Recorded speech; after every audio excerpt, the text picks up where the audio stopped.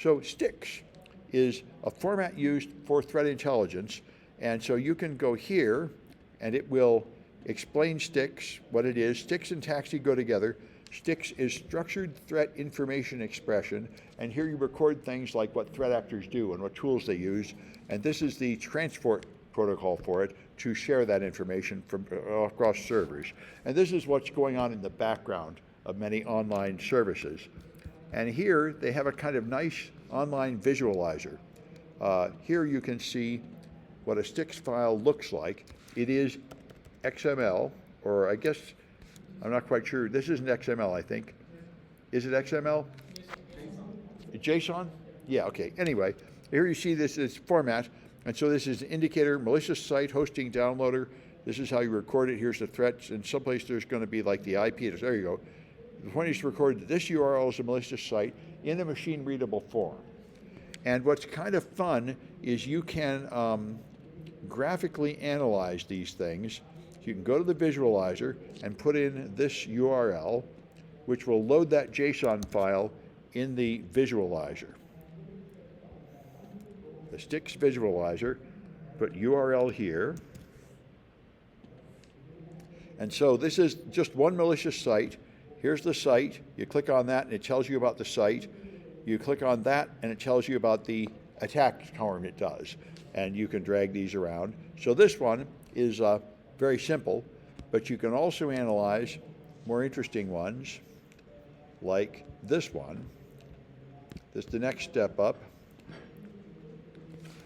All right, you go to the visualizer, and I guess, well, all right, I'll just go back one.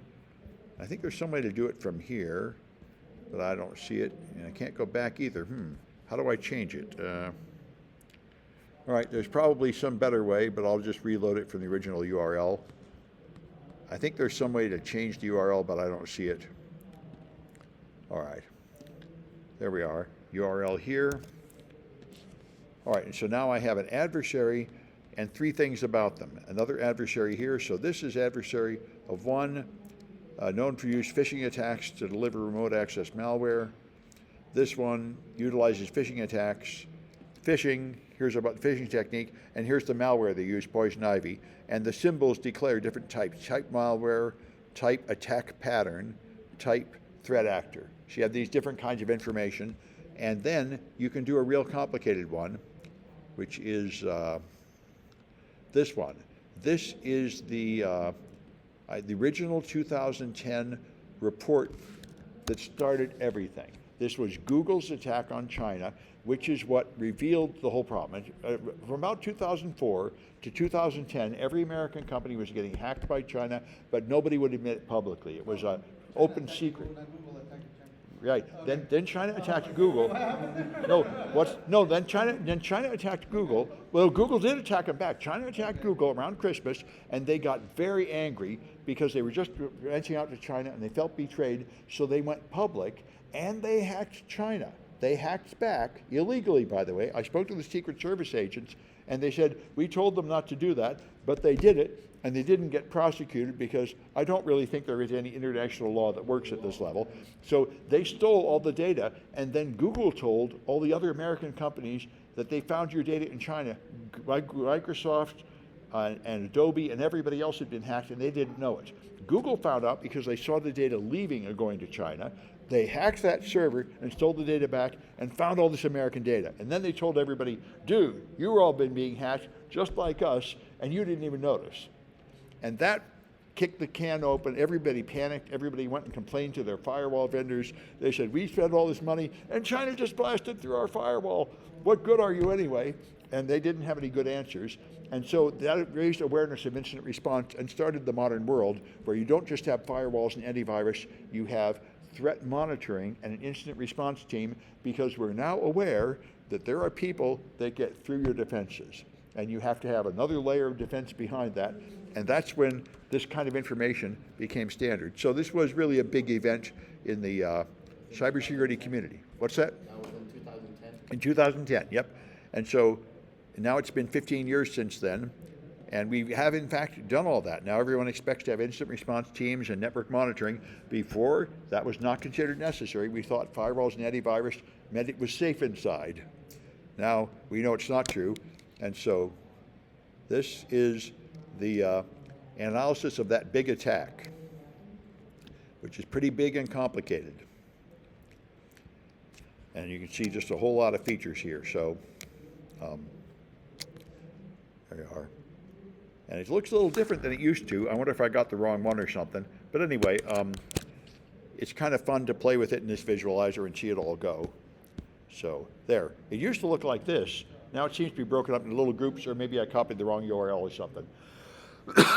Anyway, big complicated attack with all these different aspects represented in this fashion, and you can feed it into machines, and it goes into various defense tools, just like the attack matrix. This is our attempt to organize security information, and it's kind of an evolving thing. And this ultimately is what will turn this field from an art into a science. I mean, right now, I always tell students, this is an art.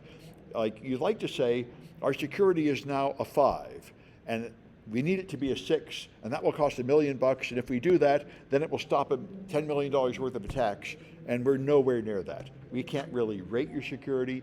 We can't really measure the effect of improving your security. It's random. Everybody gets hacked no matter what you do.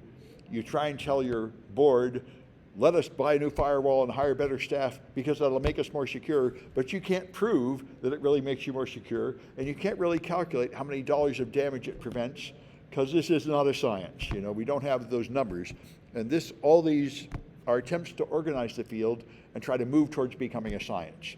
And, you know, so far, it's not super impressive, but we do have the attack matrix and this kind of structure, so we can more or less quantify what we're doing, but we're nowhere near having, you know, complete scientific control over it. And I don't know if we ever will, because the enemies are intelligent. So every time you have a defense, they come up with a new attack. So it's not like money, where you sell a product, you make this much money. If you advertise, you'll sell more product and make more money. That's why, you know, corporate boards like to spend money on things like new factories and advertising, because they understand how much it's going to bring in, and they hate to spend money on security because they say, we spend money on security and we get nothing back. So why are we wasting our money on this? And they're kind of right. We can't really justify our existence exactly quantitatively.